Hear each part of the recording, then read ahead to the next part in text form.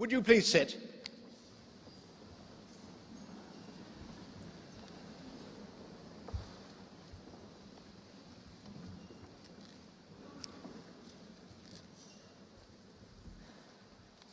As Chancellor of this distinguished university, it's my very great pleasure to welcome all of you to this morning's ceremony for the Department of Marketing and Enterprise and the Department of Accounting, Finance and Economics. I'd particularly like to congratulate all those who are receiving degrees this morning for their achievement and their hard work over the last few years. And I'd like to add to my congratulations their families, their friends, who perhaps have had to put up with the most difficult endurance test of all. I would like also to introduce the platform party and welcome on my immediate right Mr. Sid Nadeem, who will be receiving the honorary degree of a Doctor of Letters, and on my far right Mrs. Julie Newland, Pro-Vice Chancellor Enterprise and Director of Marketing and Communications. On my immediate left, Mr. Jerry Forrester, Dean of the Business School, and on my far left, Mr. Andrew Francis, Head of the Department of Marketing and Enterprise. Apart from our graduates and their families and their friends, we're very pleased to see also here today Mr. Nadeem's partner, Heidi Maron, Mrs. Anne Nadeem, his mother, and Nadia Cleaver, his sister. We're very pleased also to see Professor Neville Rayner, a member of the university's court. There are a very large number of people who are receiving their degrees this morning, and we will try, therefore, to be reasonably speedy in the execution of this ceremony. However, I do want to emphasize that this is a great moment in the lives of the graduands, and I hope this is something that they will feel is a fitting end to their years of endeavour, and that what they experience today will endure in their memories for the rest of their lives. Now, ladies and gentlemen, I would like to proceed with the conferment of awards, and I have the greatest pleasure in calling upon Mr. Francis to read the citation for conferment of the Honorary Award of Doctor of Letters on Mr. Nadeem.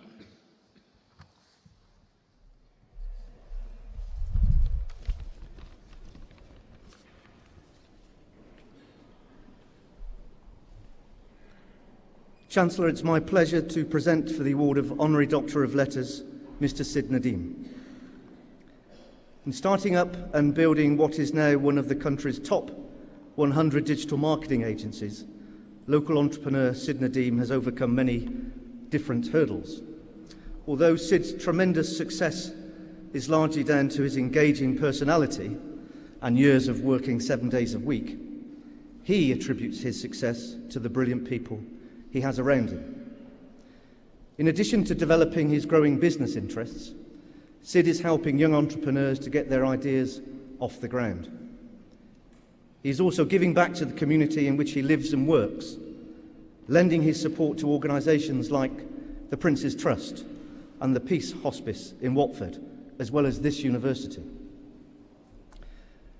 Before setting up his own agency, aptly named Clock in view of the long hours he works, Sid had a number of roles with London design and marketing agencies. It was here he first became interested in digital marketing and got a real taste for the world of business. But at the age of 23, he found himself redundant and without a home to call his own. Inspired by the potential of the internet and with the ambitions of his own, he decided to take the plunge and go it alone. Sid found a lifeline in the Prince's Trust, which provided both a mentor and a small grant to help him launch a design and marketing company. The faith that the Trust placed in him enabled Sid to secure further funding from his bank. The early days were tough, living hand to mouth. For a while, his small rented office also had to double as his home. He recalls making desks from MDF and sleeping on the floor.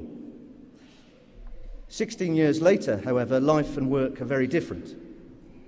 Clock is a multi-award-winning business with offices in Hertfordshire, London and Shanghai, and a very impressive client list that includes the BBC, Channel 4, News International, and the comedians Bill Bailey and Eddie Izzard.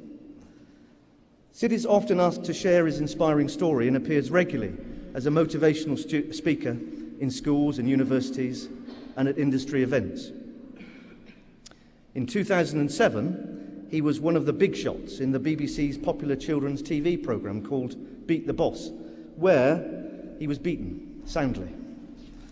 More seriously, however, Sid's company has been used on numerous occasions by governments and professional organisations as an example of best of breed in its field. Sid can relate closely to the disadvantaged young people that turn to the Prince's Trust for support, as he knows how important it is for someone to believe in him. Having found success via the Prince's Trust himself, he is keen to repay the debt he feels he owes and devotes a considerable amount of time to the charity. He is involved in creating training schemes and mentoring young entrepreneurs and chairs the Trust's Hertfordshire fundraising committee. To date, his efforts have helped raise close to £250,000 for young people across our county. Sid is always keen to pass on his experience and encourages others to explore their entrepreneurial ideas and to go into business. Staff and students at the business school are among those to benefit. Not only does his company provide work placement opportunities, but Sid himself gives generously of his time in mentoring our students. He has been an enthusiastic judge and sponsor of a number of university business competitions, such as Flair and the department's own e-marketing challenge events. We are delighted that he has recently agreed to become a member of our business school's Marketing Enterprise Advisory Board. When he's not working or pursuing his charity interests, he likes to spend time on his other passions, which include gadgets and technology and rugby, and he's a long-standing supporter of the Saracens Foundation charity based at the university's de Havilland campus. Chancellor, in recognition of his outstanding work in the development of business and entrepreneurial education, I am delighted to present for the award of Honorary Doctor of Letters, Sid Nadeem.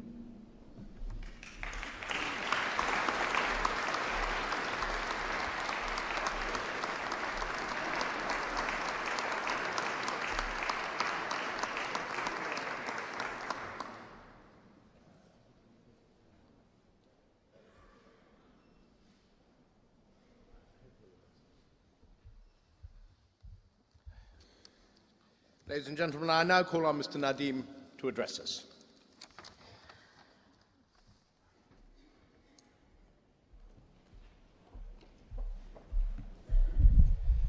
I'm going to have to work to get through this. Thank you, Andrew, for those kind words. And good morning, everyone. Chancellor, fellow graduates, ladies and gentlemen. I must admit that addressing an establishment of higher education such as this in such surroundings was one of the last things I thought I'd be doing, especially dressed as this. Looking back at others who have stood here to receive a similar award include Brian May, Joshua Rosenberg and Fergal Sharkey. I hear that Roger Moore is going to be here tomorrow. Sorry. I was here myself a couple of years ago when David James received his honorary doctorate, and I can imagine what you're wondering, which is probably the same as me. What on earth is he doing here? So in desperation, I researched some great acceptance speeches. I saw Bill Gates in his 2005 Stanford commencement address. It was so inspiring. Then I watched Neil Gaiman. Did anyone see him address more recently at the University of Arts in London? Anyone see that? No? Fantastic. I'm going to be able to plagiarise a little more than I thought. Because something I share with both those gentlemen is that I didn't go to university either. And recently I was asked to talk at my old school, St. Columbus, just over the way there. In preparation, I dug out one of my old report cards to see if I could get some inspiration. Because I realised that some of my old teachers were going to be there, and I guessed that they might remember that actually I wasn't that gifted at school. And in fact, as my grades showed, I was a below average student, summed up by Mr. Byrne, and made worse rather by Mr. Byrne, my form teacher, who commented that that was a good year. So what happened? How did things turn around? And what on earth am I doing here? In the very short time I have today, I'd like to share 3 principles that helped me through some tough times. And I hope some of those lessons that I learned will help you as you move from graduation into the big, bad, and wide world. Firstly, I'd like to talk to you about trust. Many people are fearful of trust, and that's often because they've experienced some pain in the past, and it hurts, so they don't trust easily again. And they say that trust is earned. But I've taken a different approach, because I think that if you know someone doesn't really trust you, if they've got a plan B, if you know that they're expecting you to let them down, then it's quite easy to let them down. In fact, you're almost doing a favor by proving them right. Conversely, if you know that someone really believes in you and trusts you and wants you to succeed, then you'll do everything you can not to let that person down. If you give people trust and responsibility, they become trustworthy and responsible in most cases. And I'll go as far as to say that trust is engendered, so trust people and trust each other.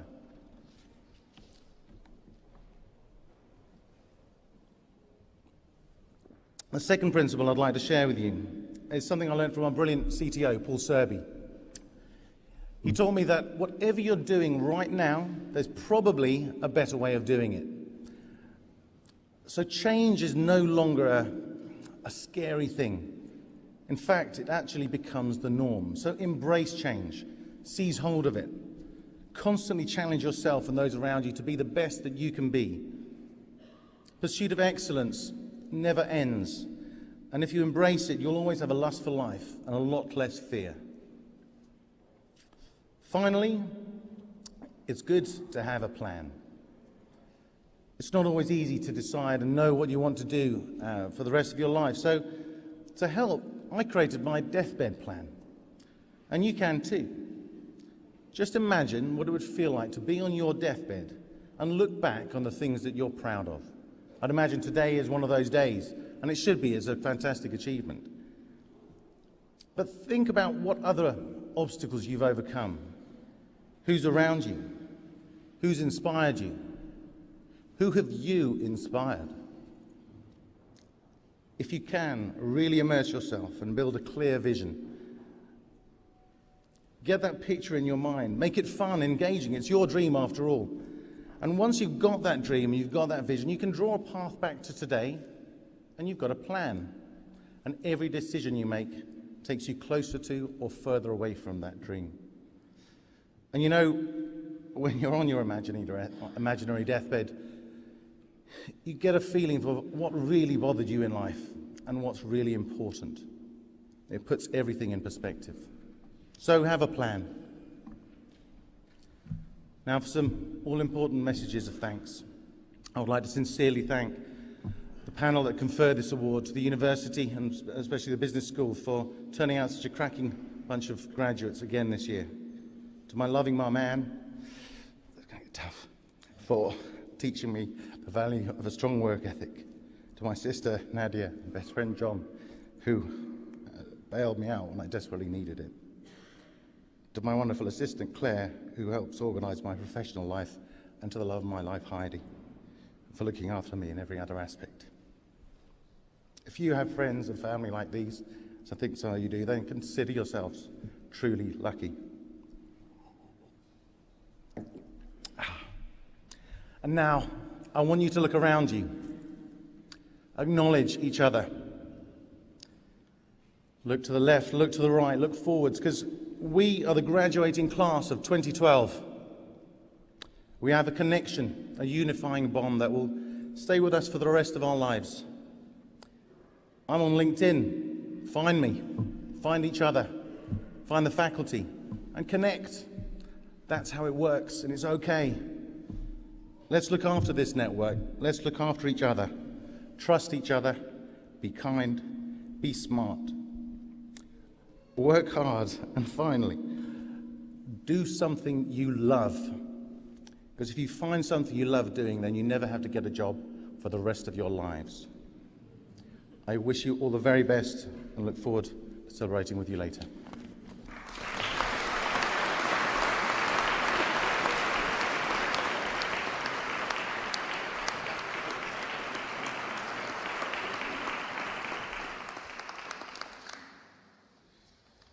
Thank you, Dr. Nadim. We shall now receive the graduates of the Department of Marketing and Enterprise and the Department of Accounting, Finance and Economics. Candidates, as you know, are presented by a senior member of the academic staff from their faculty, and I would first call upon Dr. Peter Fraser.